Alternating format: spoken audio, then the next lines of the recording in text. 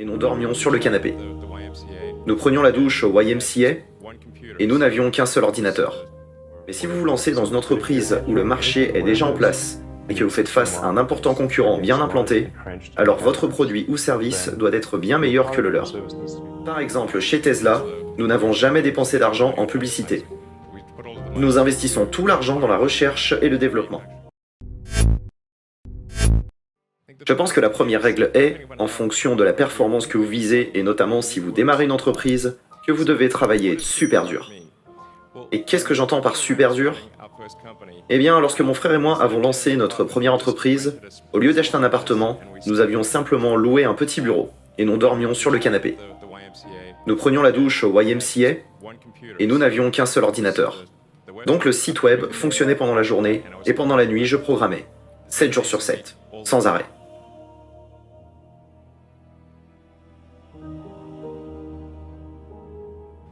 Travaillez dur, chaque heure où vous êtes éveillé. C'est la chose que je dirais, surtout si vous lancez une entreprise. Si vous faites un simple calcul, admettons qu'une autre personne travaille 50 heures et que vous travaillez 100 heures. Vous accomplirez 2 fois plus au cours d'une année que l'autre entreprise.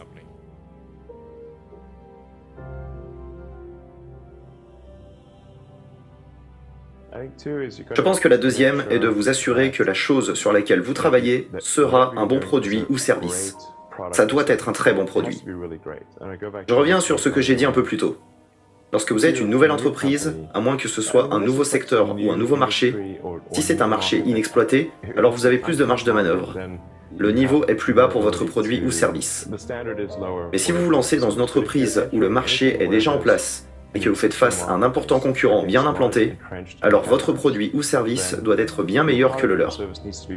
Il ne peut pas être juste un peu mieux, parce que si vous mettez à la place du client, il va se demander « Pourquoi j'achèterais ça en tant que client ?» Vous allez toujours acheter la marque reconnue, sauf s'il y a une grande différence. Bien souvent, les entrepreneurs arrivent avec un produit qui n'est que légèrement meilleur. Et il ne peut pas être légèrement meilleur, il doit être largement meilleur.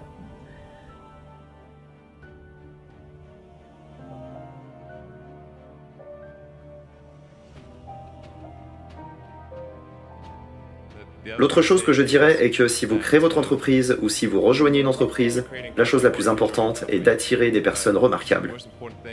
Donc soit de rejoindre un groupe qui est incroyable et que vous respectez profondément, soit si vous créez une entreprise, de réunir des personnes remarquables. En effet, une entreprise n'est autre qu'un groupe de personnes réunies pour créer un produit ou un service. En fonction du talent, de l'assiduité du travail que ce groupe produit et de l'ampleur de son implication, le tout d'une manière cohérente et bien orientée, on déterminera le succès de l'entreprise. Faites donc tout ce que vous pouvez pour réunir des personnes remarquables si vous créez une entreprise.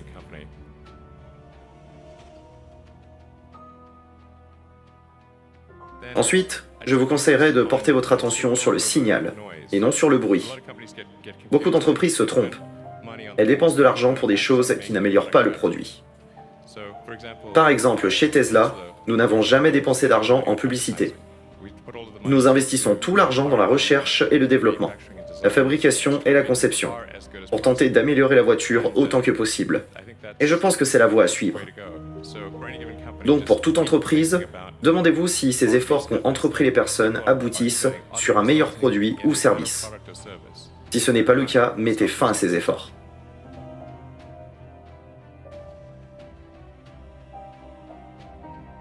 Et voici la dernière chose que je vous inviterai à faire. Il est maintenant temps de prendre des risques. Vous n'avez pas d'enfants, mais en vieillissant, vos obligations se multiplient. Et une fois que vous avez une famille, vous commencez à prendre des risques. Pas seulement pour vous-même, mais également pour votre famille. Il devient beaucoup plus difficile de faire des choses qui peuvent ne pas fonctionner. Donc il est temps pour vous de prendre ces risques, avant que vous n'ayez ces obligations. Et je vous encouragerai donc à prendre des risques dès maintenant. Faites quelque chose d'audacieux. Vous ne le regretterez pas.